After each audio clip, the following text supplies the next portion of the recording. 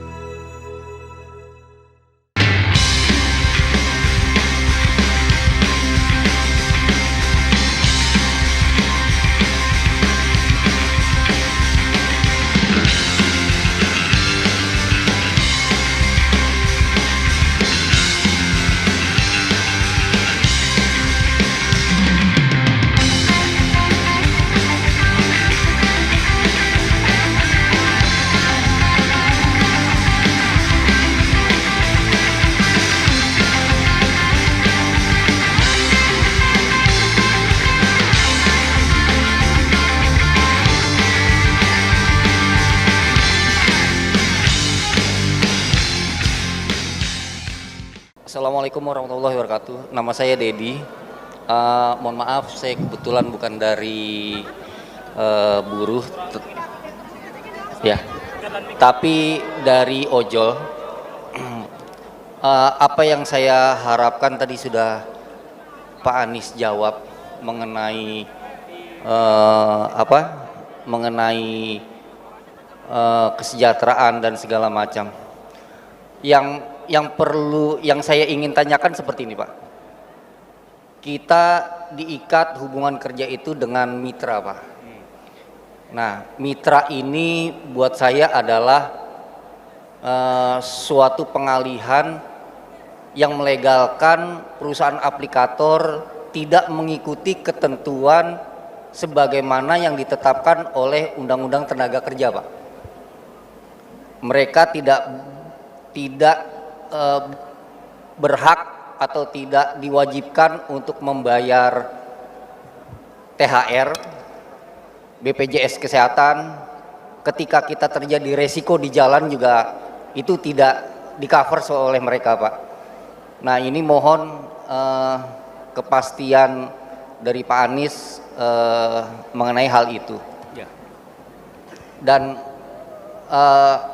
Pak Anies sudah berjalan ke seluruh kota wilayah Indonesia, bahwasannya semua yang Pak Anies dengar inilah suara hati nurani masyarakat Indonesia, Pak. Fenomena real yang terjadi di masyarakat. Semua pertanyaan dari masyarakat selalu menanyakan ketika Pak Anies jadi, apa yang akan Pak Anies perbuat. Tapi kalau misalkan Pak, kalau misalkan Bapak tidak jadi, Bapak tidak jadi presiden, ini miat amit ya Pak ya, karena kami ingin berjuang.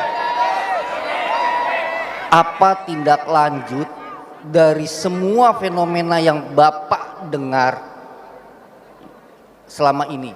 Apakah Bapak akan meninggalkan kami, Pak? Apakah kami berjuang sendiri untuk 5 tahun yang akan datang? Bapak datang ke kami lagi 2029, bagaimana Pak?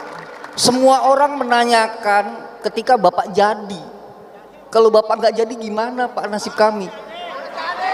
Kami rakyat Indonesia Pak, siap bergerak untuk mengawal pemilu Pak. dan saya pastikan kemungkinan besar akan terjadi pergerakan sosial ketika itu ditemukan kecurangan. Terima kasih Pak. Ya, kalau katanya di sini amin aja dulu.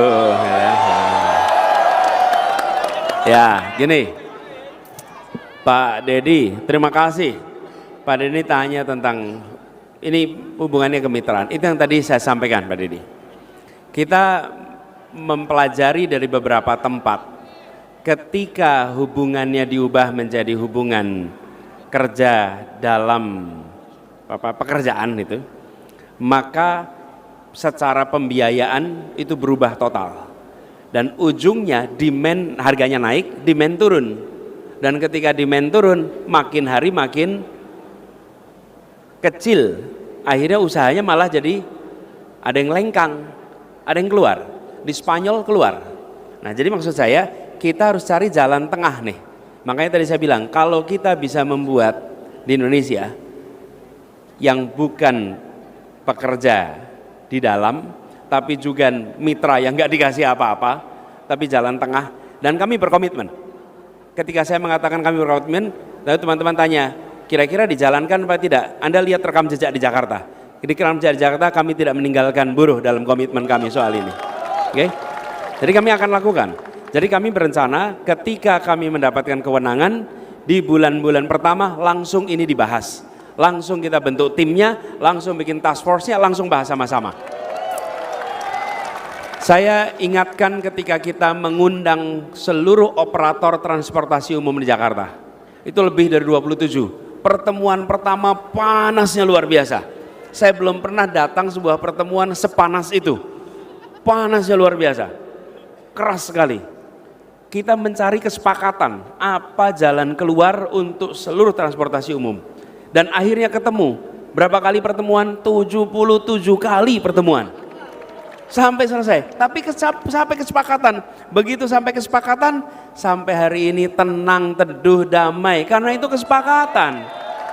Nah, kadang-kadang kita ini di pemerintahan itu nggak sabar, pengennya cepat aja bikin aturan, nanti kalau itu udah demo dihadepin paling 2-3 kali, habis itu hilang. Lah nggak bisa, jangan begitu. Kita harus bahas sama-sama. Jadi komitmennya itu ya, Mas. Kita cari jalan tengahnya. Di samping kita juga tahu ada sebagian yang menginginkan fleksibilitas. Banyak yang bekerja di ojol juga nggak kepengen terikat secara ketat. Jadi kita cari jalan sama-sama. Kemudian soal hasil pemilu, gini, saya ingin merespon pada apa yang sebenarnya. Bagaimana hasil pemilu? Kita belum tahu, manusia belum tahu. Oke? Allah sudah tahu hasilnya nih, tapi kan kita tidak tahu nih. Jadi bagian kita sekarang berusaha, berikhtiar, itu bagian kita ya. Jadi saya ajak pada semuanya untuk mengajak sebanyak mungkin mencoblos. Yang kedua, selesai pemungutan suara jam 1, ajak semua warga untuk kembali ke TPS menonton penghitungan suara. Jangan biarkan saksi-saksi kita berjuang sendirian di dalam.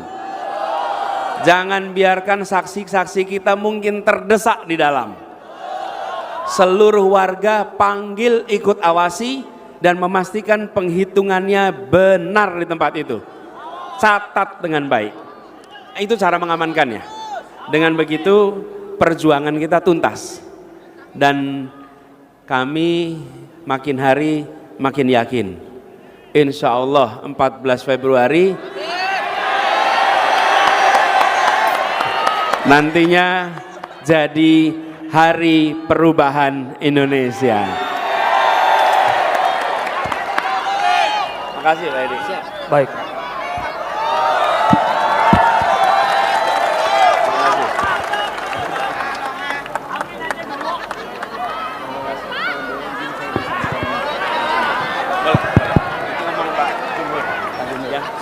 Terima kasih Pak. Baik, terima kasih Bapak. Terima kasih. Baik, sekarang dari sini kami mohon yang teman-teman dari teman-teman yang perempuan, teman-teman perwakilan perempuan. Baik, Ibu silakan. Silakan Ibu, perwakilan dari teman-teman kita. Dari sini, nanti dari sana. Iya. Biar adil. Dari sana sudah, sekarang dari sini. Nanti dari sana, ya. Yang ini dulu. Perwakilan dari, silakan. Siap, nanti adil dari semua sisi. Baik, silakan mohon dibantu. Bu, ini Bu. Bu. Maaf. Waduh. Iya, sah. Ini. Allahu Akbar. Ya. Yang dikasih yang di situ. Iya. Oh, izin. Satu pertanyaan Anda. Iya. Baik Ibu, izin. Nanti Ibu ya dapat kesempatan. Mohon izin. Silakan. Ya, dikasih jalan Ibu, mohon izin.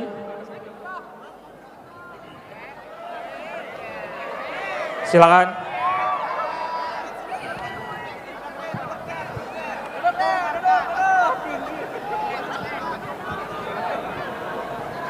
Assalamualaikum warahmatullahi wabarakatuh.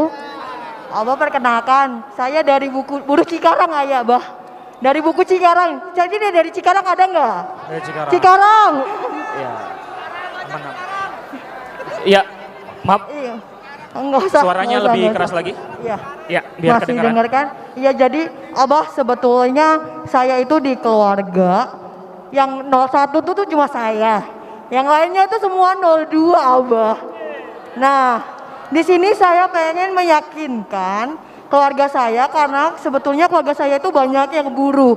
Tapi mereka punya pikiran kalau kita tuh mau milih presiden siapa saja, ya kita harus cari uang sendiri. Karena kenapa? Mereka tidak pernah mendapatkan haknya sebagai buruh. Mereka hanya dituntut kewajibannya sebagai buruh. Nah, dan di sini tuh banyak sekali mereka tuh kayak masih kurang edukasinya untuk hak-hak apa sih yang bisa kita tuntut. Karena kenapa? Dari negara sendiri itu nggak terlalu memikirkan gimana sih biar rakyatnya ini bisa sejahtera sesuai dengan undang-undang ketenagakerjaan yang ada. Dan mereka tuh masih kurang pengetahuannya sebetulnya. Nah, saya di sini mau tahu tindakan Abah untuk biar orang-orang ini tahu hak-haknya tuh seperti apa, karena banyak sekali. Misalnya nih ya, tanggal 1 Mei banyak yang demo kayak gitu. Mereka tuh mikir ngapain sih itu demo-demo, padahal si buruh itu kan demo untuk kemakmuran kita sendiri. Tapi masih banyak buruh-buruh terutama di Cikarang itu yang nggak peduli. Ini tuh bikin macet kayak gitu. Dan menurut saya tuh mereka tuh kayak menormalisasi hak-haknya yang udah ada. Nggak ada, padahal kita bisa dapat hak yang lebih baik gitu kan. Nah, di sini kita pengen tahu tindakan dari negara sendiri kalau misalnya Abah jadi presiden, itu hak-hak yang harusnya kita dapat itu bagaimana dari negara itu ke perusahaan untuk memberi hak-hak kita yang sejujurnya harus menjadi hak kita kan. Nah, di situ sih, Bah. Terima kasih. Namanya siapa? Melisa, Bah. Melisa. Iya.